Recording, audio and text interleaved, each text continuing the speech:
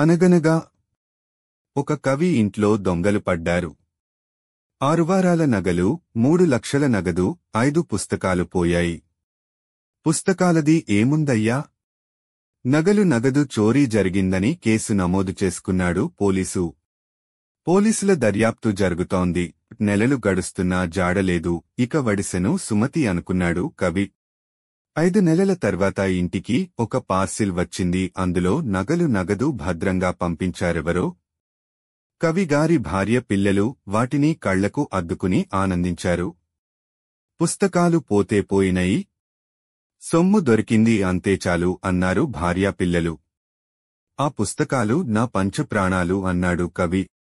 10 ఏళ్లు కష్టపడి 5 పుస్తకాలు రాశానే, అవి నా పంచప్రాణాలు.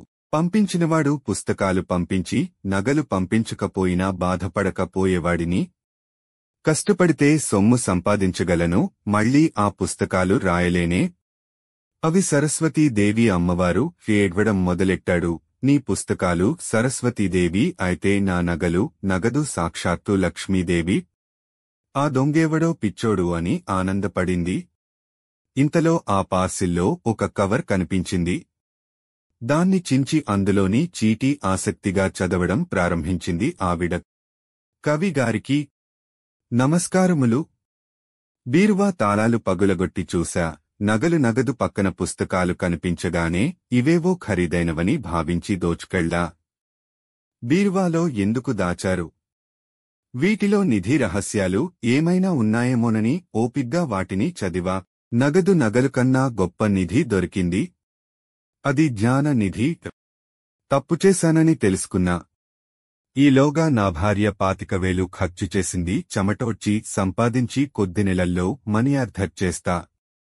డబ్బుతో పాటు పుస్తకాలు పంపిస్తా. అయితే వాటి జిరాక్స్ ప్రతాలు మాత్రం తీసుకుని నా వద్ద ఉంచుకుంటా. వాటిని మా పిల్లలతో పాటు తోటివారితో చదివిస్తా. ఒకవేళ పుస్తకాలు దొంగిలించకపోతే నగదు తిరిగి పంపించేవాడిని కాదు. ఇప్పుడు నా దృష్టిలో నగదు కన్నా పుస్తకాలే విలువైనవిగా కనిపిస్తున్నాయి. ఈ రోజు నుంచి దొంగతనాలు మానేస్తున్నా.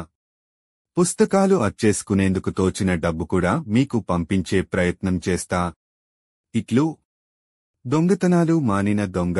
ఇప్పుడు కవి ముఖంలో ఆనందం, ఆయన భార్య ముఖంలో ఆలోచనలు. లక్ష్మీదేవి గొప్పదా? సరస్వతీదేవి గొప్పదా?